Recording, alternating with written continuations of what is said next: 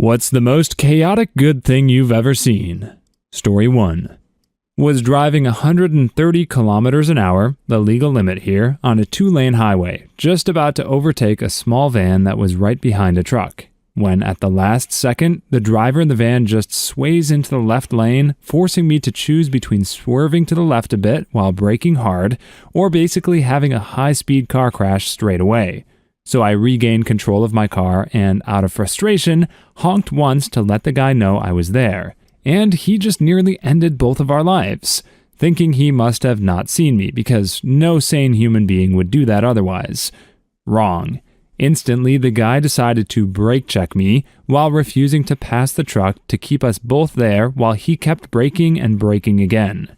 He eventually even passed the truck and went to the right lane to lull me into thinking he had calmed down, only to slam his van back to the left as soon as I'd nearly passed the truck and start the whole process again. At this point, I had kind of settled into my fate and accepted I'd be stuck behind this truck until the lunatic in front of me would calm down and decide to move on. All of a sudden, a driver in a pretty fast Audi that had ended up behind me due to Mr. Brake Check slowing down traffic had enough of the whole mess. He overtook the truck using the emergency lane, quickly overtook the van man, and decided to pull the mother of all brake checks on this guy, literally forcing him off the right side of the road by instantly cutting off any route the guy could take without hitting the Audi that was now in front of him. I took this opportunity to finally pass the truck and resume my journey, while in my rearview mirror I saw a cloud of dust where the van had come to a stop somewhere beside the road, unscathed as far as I could see. A minute later, while I was sitting behind my wheel, somewhat baffled at the events I had just witnessed, the vigilante road justice warrior in his Audi pulled up to me in the left lane, gave me a quick nod, and quickly accelerated off into the distance. Holy crap. The legend of the Audi driver. While that could have ended very badly for the Audi driver, the truck, and you, I'm glad it really only messed up the butthole causing a disturbance in the first place.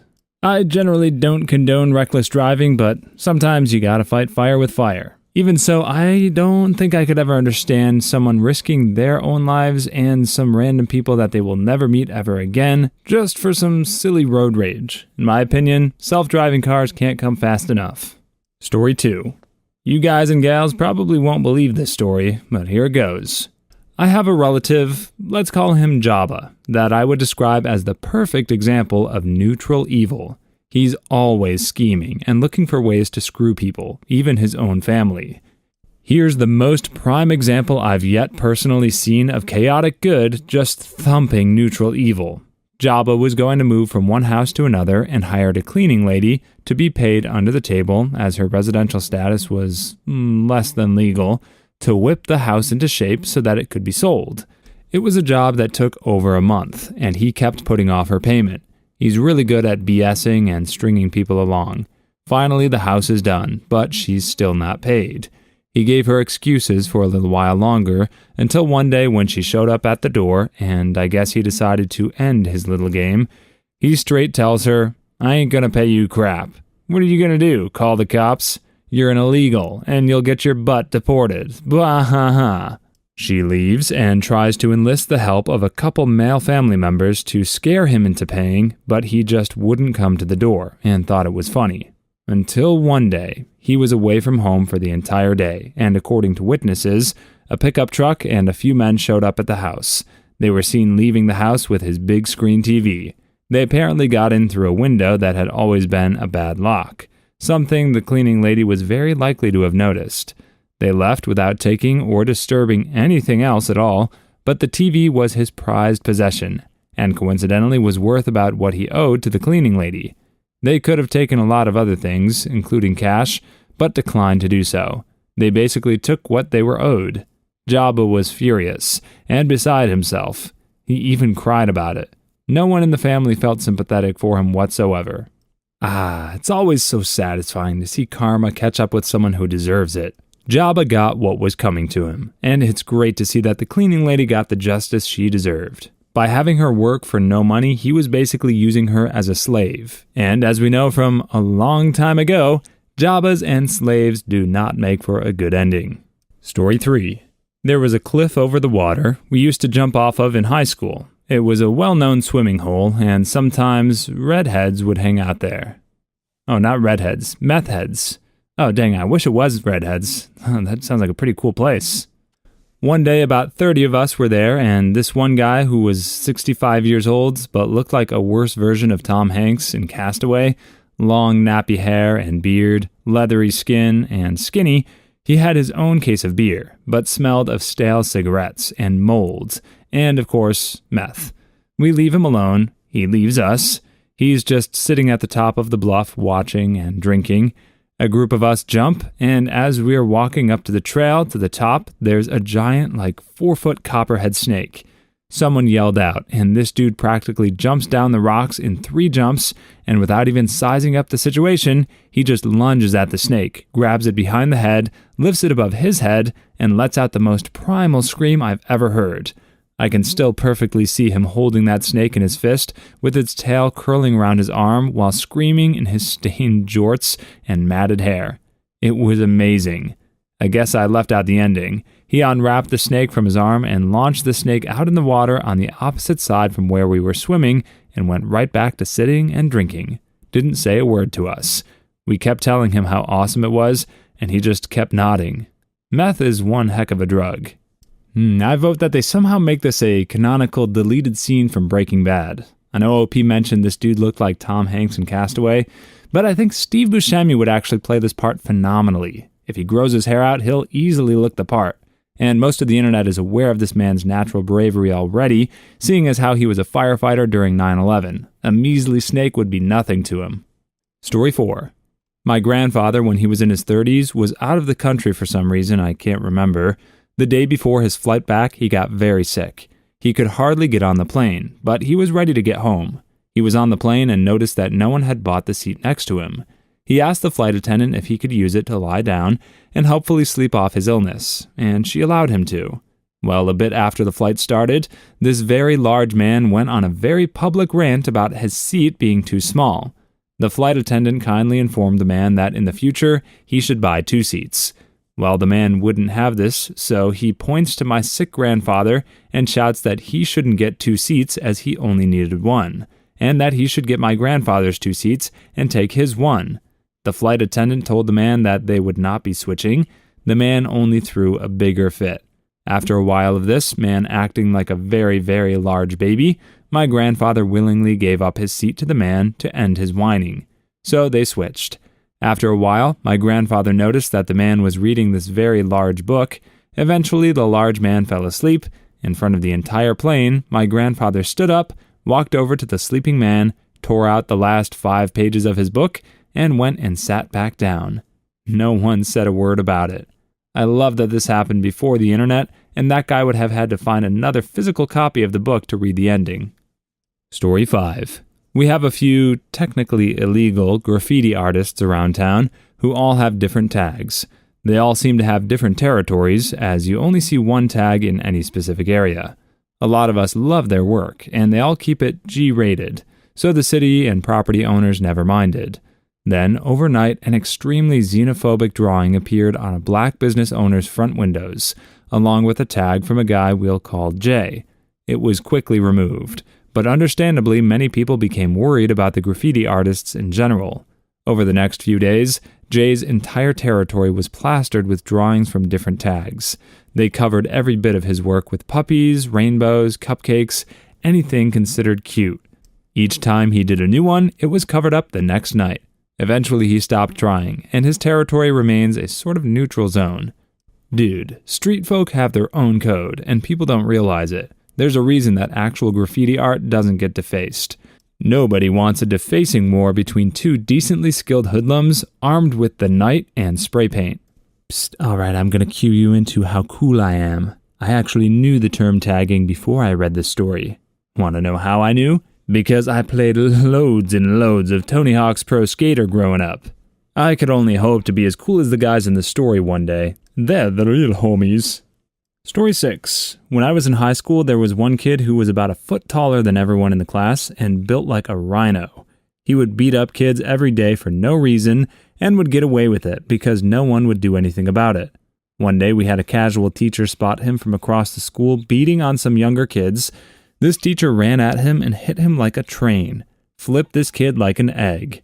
The bully left the school a few weeks later and the teacher lost his job, but he will always be remembered as the one who saved the school. I've been out of school now for a few years, and it still comes up in conversation. Similar teacher in my junior year of high school, Marines, tough dude. Supposedly a few years ago, a student wouldn't stop harassing a female student, physically and verbally. Teacher couldn't do anything except keep warning him or try to send him out, but he was being non-compliant. Teacher had enough and decked him. He was fired, but 3 or 4 teachers from his department also quit because it was BS. Story 7. This happened while I was in 5th grade. At my elementary school, if you didn't have money to buy lunch, you got the poor kids' lunch. It was peanut butter and jelly, a milk, and a piece of whatever fruit we had that day. That's it. It was a really crappy lunch, too. Nobody liked having it. One of the other 5th graders usually had the PB&J crappy lunch, and she was getting really tired of eating it every day. So one of the 5th grade boys broke into the lunch lady's office, stole the paper records for punch dues, this was in the mid-90s before those things were moved to paperless, and edited the girl's account balance to say that she had like $30 on it. The same boy did that like 3 more times before he got caught. So the girl went several months without having to eat the crappy no-money lunch. Okay, listen up. I'm about to blow your mind. PBJ, not as crappy as you think. You just have to make it right. Peanut butter on both sides of the bread, not both sides of the bread, both slices of bread, same size, facing in obviously. A healthy dose of jelly, make sure that it's raspberry preserves. Not too soggy, but not too dry, with the combination of peanut butter and jelly.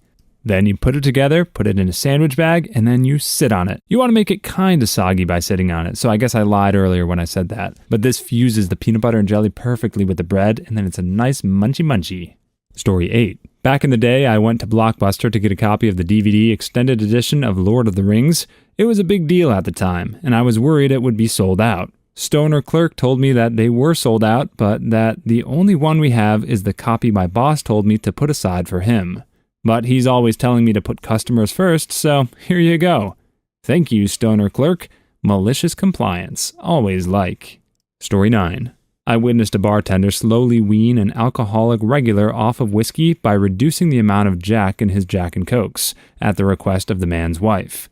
The guy discovered that he wasn't even drinking. He was just in it for the ritual of the thing, and so he kept coming in to hang out, shoot the crap, play some darts, and have a few Cokes. That's a great wife and bartender. I'm a member of a social club, and I go in for the social aspects as much as anything else. Trying to lose weight a few years ago and prove to my alcoholic ex that it was possible to be social without alcohol, I started drinking exclusively Diet Coke and water. No one said anything about it, and I got to maintain my social life. Story 10. I remember in middle school there was a lunch lady who would ever so lightly overcook cookies or pizzas or fries from the snack line so that she could say that they were not suitable to sell, and then she would give them to the kids who were getting the crappy meal because they had no money in their lunch accounts. Story 11. I was driving to work once and ran into dead stop traffic in a spot that I normally wouldn't. A dude had his SUV stopped sideways across most of both lanes, one lane each way, to block traffic while he was picking up a turtle and bringing it across the road. Messed up everyone's commute for a few minutes just to save a turtle. Lots of people were honking and yelling, but he didn't even flinch or say anything. Got back in his car and drove off, never to be seen again. My grandmother spent years stopping to pick up turtles out of the road and put them near the pond or woods or in a field that they happened to be heading towards. This happened so much, people started buying her turtle figurines. She had probably 200 or 300 by the time she passed away. I try to stop for any turtles I see, and I get immensely sad every time I see a passed away one in the road. My house right now actually backs up to a sizable pond, and it's pretty often that we'll see turtles trying to wander into there. Not all the time do they make it across the road safely, and there was this one day where a car specifically aimed for the turtle and cracked its shell. Luckily, this retired older man stopped afterwards, picked up the turtle, and was trying to bring it to where he thought it was going. So that happened to be my backyard's pond. But being old and a bit senile, he doesn't ask permission or anything, so I just see this old man carrying a turtle into my backyard, and I just let him go on his merry way. Story 12. My late best friend was super into drinking whiskey and snorting coke. He got his tax return and decided to drink a fifth and do an 8-ball and disappeared. About 6 hours later, we heard something by the trash cans, and it's Pat with 2 full bags of litter. He walked the entire neighborhood twice, picking up all the trash, including the cigarette butts. Dude, a similar thing happened with my old roommates. I went to bed with them, taking a ridiculous amount of shrooms one night, expecting the place to be even more trash than it was, but awoke to them having stayed up all night cleaning the place and making breakfast for us all. Most pleasant surprise of my life, to be honest. Story 13. A notorious grade school bully ripped my Game Boy Color with Pokemon Red out of my hands and said, "Gimme that," while I was headed to the back of the school bus. In defeat, I waddled to my seat and started to cry, just thinking about how I was going to explain to my mom that my birthday gift had been stolen.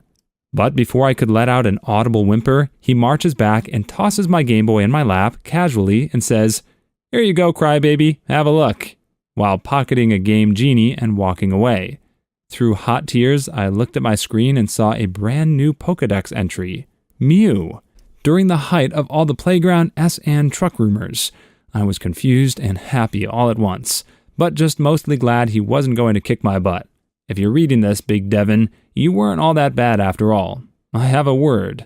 Side note, that bully grew up to be a fire captain in my hometown. Absolute unit, that guy. Story 14. Once a year, there's this old gentleman who buys out the entire Alamo Drafthouse in Kansas City, all 6 theaters, and makes it an admission-free day for everyone to come see the movies, since his wife passed away watching one of their favorite movies there. He's really chill about it too. Doesn't show up in person or ask for anything. This is so cool. I've been in Kansas City for 4 years and never heard of it. Story 15. My dad's mom was super abusive, tried to start a cult, beat and neglected her kids, just an all-around awful person. Once she was on her deathbed, she was unable to talk or really communicate effectively, and she hated Catholics. So my dad had it arranged that every day a Catholic priest would come in and pray over her. It wasn't really proportional to the amount of suffering she caused in her life, but it was pretty dang funny. Story 16. Used to be a bouncer at a popular music venue bar. I worked the door for a Gogol Bordello show. I had never heard of them, but it was a sellout show. They called themselves Gypsy Punk Rock. Anyways, I've never confiscated so many pocket knives in my life, and everyone was really cool about leaving them with us or taking them to their car. Show starts and I move up front, kind of like an Overwatch position. Band starts to get crazy, and the entire crowd is in a cycloning mosh pit. The drummer is crowd surfing, and people are going ape crap. I see this tiny woman, 21 plus bar, and she's enjoying herself, but she falls down in the middle of a mosh pit, and unlike anything else I've ever seen, like half the crowd completely stops and gives her space and gets her back up, and they all start going again, her included. This happened 2 or 3 more times with the same polite and cautious outcome. I was in awe. Gypsies are nice. Smelly, but nice.